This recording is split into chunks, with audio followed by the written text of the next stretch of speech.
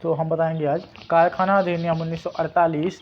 अगर इंडस्ट्रियल में डिस्प्यूट हो तो उसे कैसे सॉल्व करेंगे, कारखाने के अंदर किस तरह से काम कर रहे हैं, यानी कारखाने में ज़्यादा भीड़ तो नहीं है।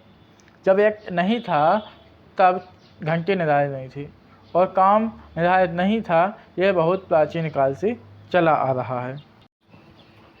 1 अप्रैल 1949 को कारखाना अधिनियम लागू किया गया, यानी देश के नाम कर दिया गया। कारखाना अधिनियम 1948, इसमें 11 चैप्टर, 120 धाराएं और 3 अनुसूचियां हैं। 1 अप्रैल को फाइनेंशियल ईयर भी मनाया जाता है और 1 अप्रैल को कारखाना अधिनियम भी मनाया जाता है, इसलिए दोनों साथ में मनाए जाते हैं।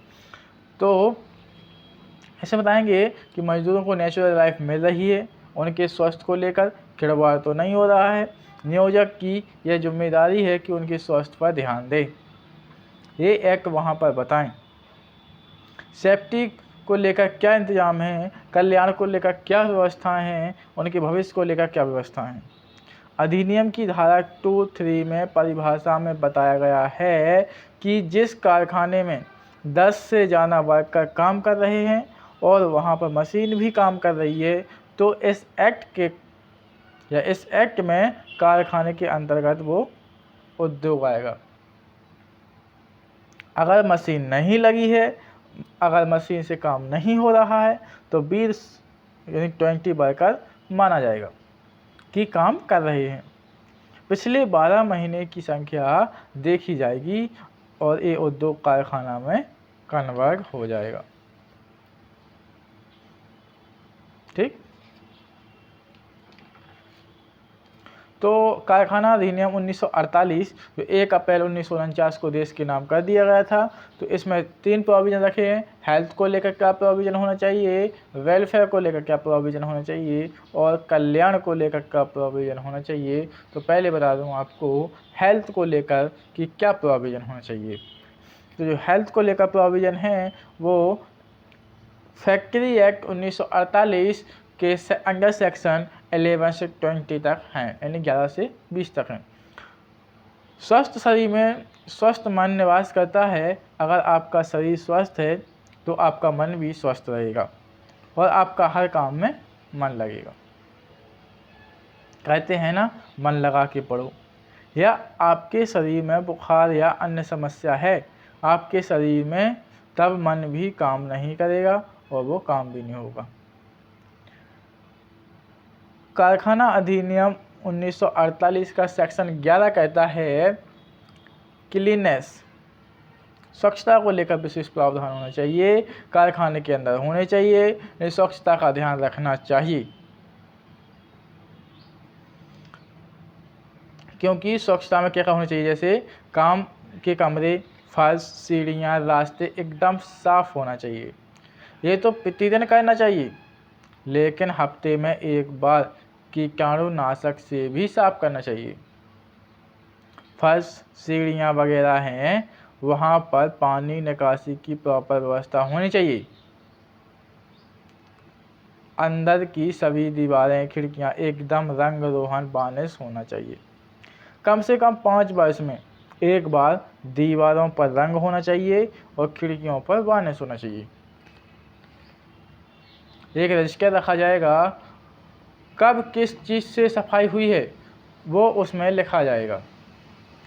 निरीक्षक की नियुक्ति वहाँ पर की जाएगी समुचित सरकार के द्वारा और वो निरीक्षक वहाँ जाकर समय समय पर जाकर चेक करेगा कि स्वास्थ्य को लेकर, हेल्थ को लेकर प्रावधान हो रहे हैं या नहीं हो रहे हैं।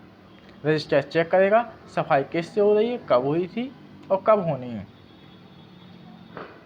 धारा यानी सेक्शन 12 यानी कहती है जो बेकार की रद्दी है, कूड़ा करकट गंदे पदार्थ, इनको हटाए जाने की पूर्ण व्यवस्था होनी चाहिए।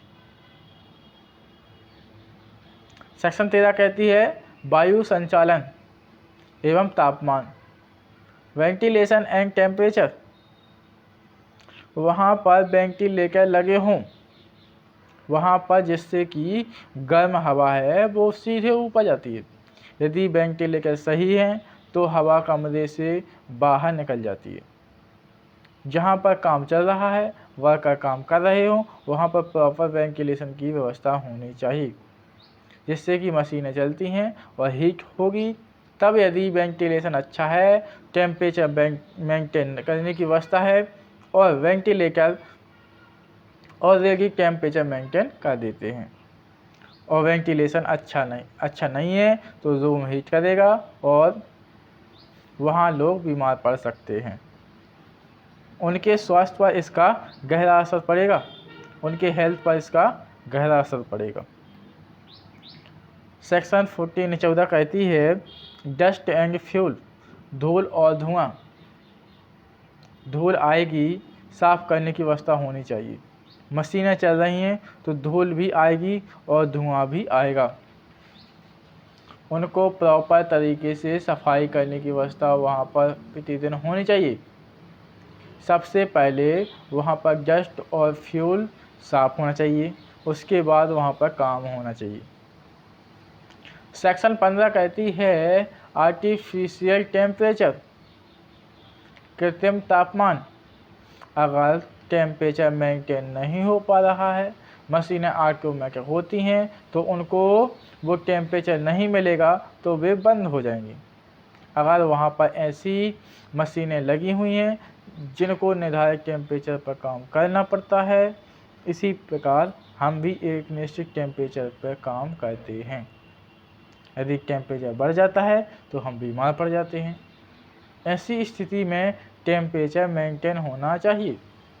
अगर टेम्परेचर वहाँ पर मेंटेन नहीं हो पा रहा है तो वहाँ पर ऐसी व्यवस्था होनी चाहिए या एसी वगैरह वहाँ पर लगी हो जिससे वहाँ पर टेम्परेचर मेंटेन रहे, जिससे मशीनें बड़े आराम से काम करती रहें और किसी प्रकार का नुकसान किसी को ना हो। सेक्शन 16 ओवर क्राउडिंग, अत्यधिक भीड़।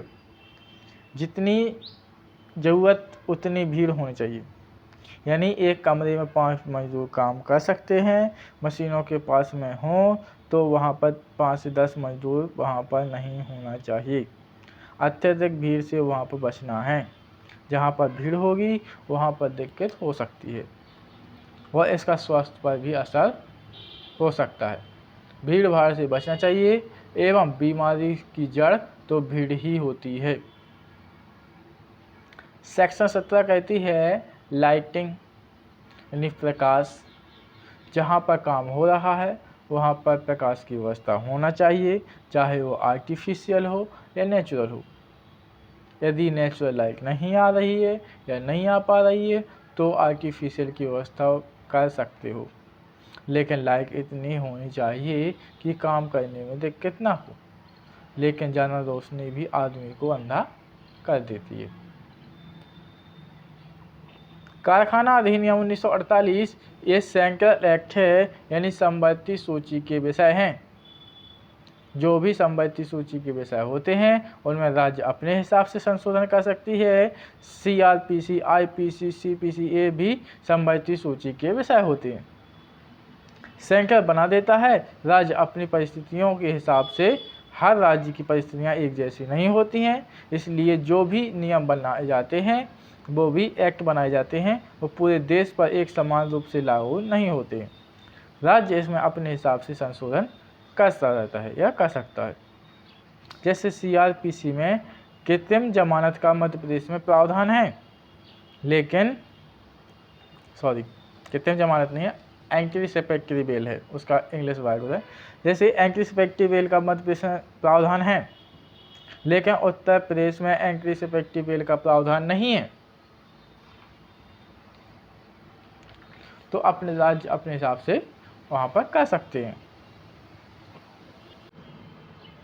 इस एक्ट में हम देख रहे हैं कि कारखाने के अंदर एम्प्लॉय के साथ क्या प्रोविज़न होने चाहिए जिससे उनको अधिक अधिकार मिल जाएं और उनका शोषण वहाँ पर ना हो।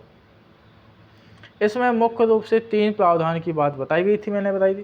पहले पे चर्चा हो रही थी अपनी हेल्थ को लेकर प्रोविज़न, उनकी सेफ्टी को लेकर, वेलफेयर को लेकर, उनके स्वास्थ्य को लेकर क्या प्रोविज़न होना चाहिए।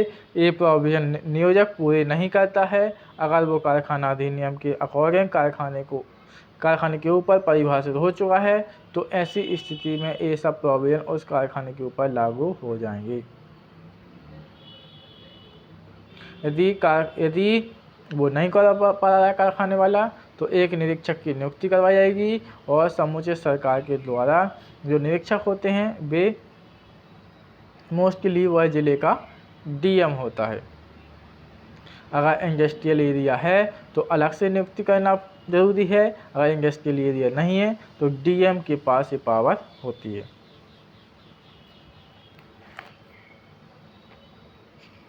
यहाँ पर समूचे सरकार निरीक्षक की नियुक्ति करेगा। निरीक्षक ये देखेगा कि कारखाने के अकॉर्डिंग जो अधिनियम बनाए गए हैं वो उस कारखाने में पूरे हो रहे हैं या नहीं हो रहे हैं।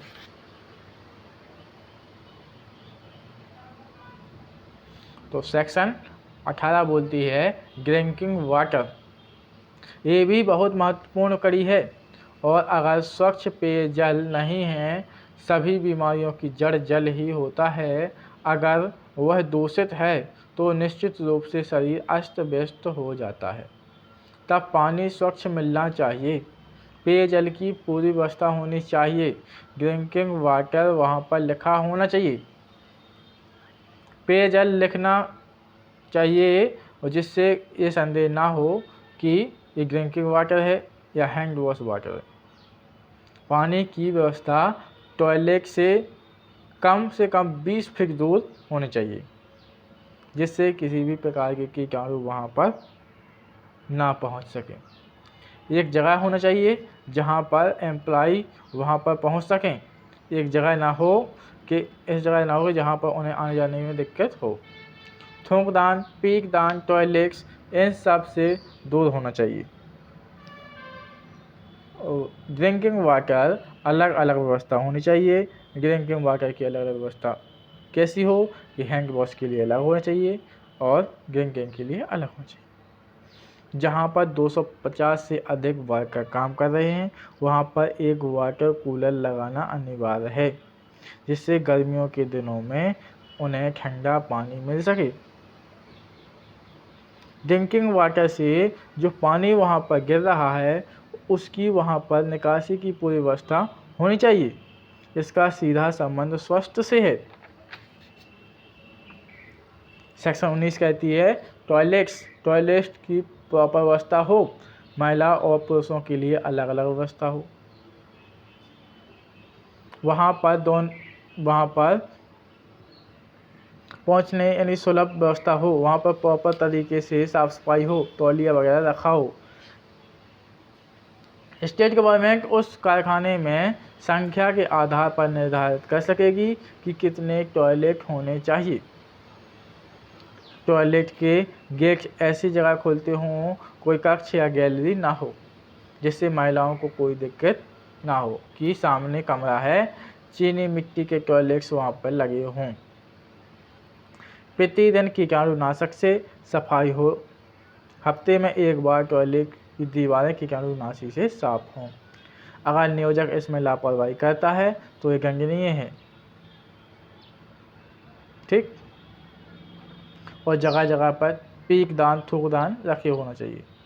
सेक्शन 20 कहती है स्वच्छ अवस्था में रखे गए गंदे ना हो, कोई निर्धारित स्थानों पर रखे गए या लिख दिया जाता है कि इधर उधर थूकना मना है, वो रखे होने चाहिए। इस प्रकार से मैंने आपको बताए हैं कि जो उनके हेल्थ को लेकर के क्या प्रोविज़न है। अब नेक्स्ट वीडियो में आपको दूसरे बारे में बताऊंगा, तो उनको सेफ्टी के लेकर, उन्हें सुरक्षा को लेकर क्या प्रावधान है, उसमें क्या क्या बचाव कर सकते हैं, नियोजक किस प्रकार से आपकी सहायता करेगा। यदि आप वीडियो पर नए हैं तो प्लीज़ वीडियो को लाइक एंड मेरी जो गलतियां हो उसको कमेंट बॉक्स में लिखना ना भूलें। धन्यवाद।